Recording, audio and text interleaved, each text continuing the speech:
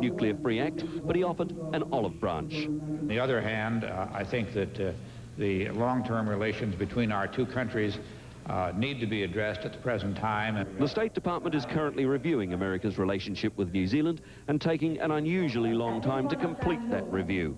Now, that's seen by some as an indication that President Clinton may soon be able to do more with Mr. Bolger than simply stage photo opportunities like this one today. Mr. Bolger says there was no specific discussion on ANZUS at this meeting. He's hoping that may begin tomorrow, when President Clinton and the leaders spend the day at a private meeting on an island here. And what we should seek, and what I hope the United States will be seeking, is to get to a totally normal relationship on political matters. Mr. Bolger is able to meet leaders like Singapore's Goh Chok Tong, and he is plainly frustrated with the restrictions imposed by America on New Zealand. He has a simple goal. And that is for New Zealand and the United States to have a totally normal political dialogue on whatever issue might emerge that requires that dialogue, that our ambassador in Washington has the normal access that an ambassador from a friendly nation might have, rather than the more restricted access that he has at the present time.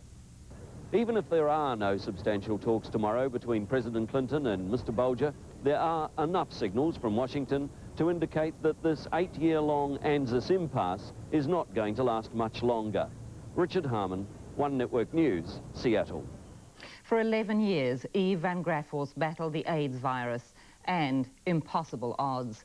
Her courage and honesty touched the hearts of people throughout the country, but today, little Eve's struggle came to an end. She died shortly after 10 this morning, at home, in her mother's arms. April Greenlaw reports. It was at home in Havelock North, surrounded by family, that Eve died, after weeks of deteriorating health. Eve had been near death before. She had shared her darkest fears with all of us.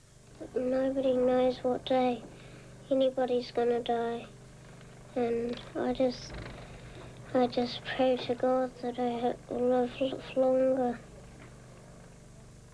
A battler from her premature beginning in Sydney, it was a blood transfusion then that gave Eve the AIDS virus. When the HIV diagnosis was made 3 years later, she was locked out of kindy, shunned in Australia. Eve moved to Hawke's Bay, finding a new and welcoming home. She settled into school, to friendships, to life. Happy birthday to you. But every birthday was a milestone, and Eve knew it. When it's my birthday, I always start a new life, and it feels all good. Well, her immune system is breaking down, and of course, if anything goes wrong, she'll get sick, and it'll be harder for her to get better.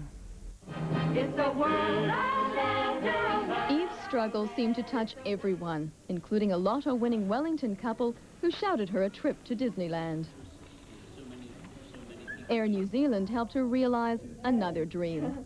The air hostess, that's what I want to be when I grow up. And so someday I want to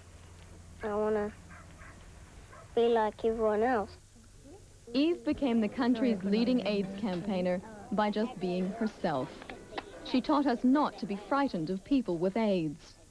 Eve was a very endearing child by virtue of her tremendous love and also her courage and endurance, her zest for life, the way that she lived life to the fullest and really recovered from, at times, severe infections to just get out of bed and to get on with life. One could only admire her courage, respect very strongly her tenacity for life, and admire the tremendous joy that she got out of life. You have to get better soon. Eve returned to Australia early this year to comfort other AIDS patients and to receive apologies from the town that once banished her. Back in New Zealand, her plucky spirit was evident during the special 1000th home show in May. Not edible as you. In July, she turned 11.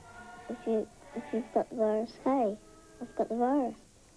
We can fight it. As Eve did for so long. April Greenlaw, One Network News. Eve van Graaphorst, who died today, aged 11. A New Zealander held hostage in Turkey for 6 weeks has been freed. Dougal Ellis and an American were released by Kurdish rebels near the eastern town of Pullamur. They were kidnapped as they returned on a bus trip from Russia. American embassy officials in Ankara say the 2 men were released unharmed and are in good health. Mr. Ellis, who'd been teaching English in Turkey, plans to return home as soon as he can raise the money. A fire in a toy factory in China has killed 81 people. The blaze broke out in the early afternoon in the 3-story factory in Kooyong, not far from the Hong Kong border. Most of the victims died of suffocation from thick smoke. They couldn't escape because most of the doors and windows were locked to keep people inside during working hours. Ahead on One Network News, the campaign to stop New Zealanders going to Asia for child sex, and a Turkish invasion of Russia's parliament as Muscovites seeing red. The Turks don't even work as hard as us. They just sit there going like this all day.